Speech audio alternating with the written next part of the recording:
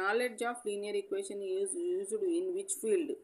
ఏ ఫీల్డ్లో ఉపయోగిస్తాము? Finance, economics, business, marketing, health science.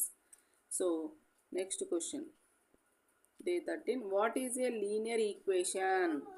What is a linear equation? ఇందాక వచ్చింది question. 1 degree of equation is called as a linear equation.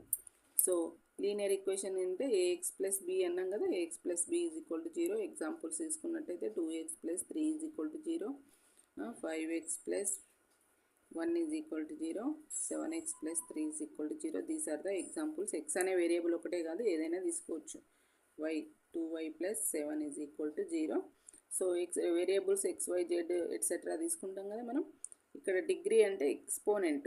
ఇక్కడ exponent 1 ఉంటే so దాన్ని linear equation అని అంటున్నాం. What is quadratic equation? ఇప్పుడు ఈక్వేషన్ అని తెలిసినాక లీనియర్ ఈక్వేషన్ వచ్చింది కదా. Quadratic equation. క్వాడ్రటిక్ ఈక్వేషన్ అంటే డిగ్రీ 2 ఉంటే, ఇప్పుడు 3x² ప్లస్ 5x ప్లస్ 1 ఉందనుకుందాం. This is a quadratic equation. మరి క్వాడ్రటిక్ ఈక్వేషన్ యొక్క జనరల్ ఫామ్ ఏంటిదంటే డిగ్రీ 2 ఉంటే కదా. So ax² plus bx plus c is equal to 0. This is a quadratic equation general form. 4x² plus 3x plus 2 is equal to 0. This is a quadratic equation.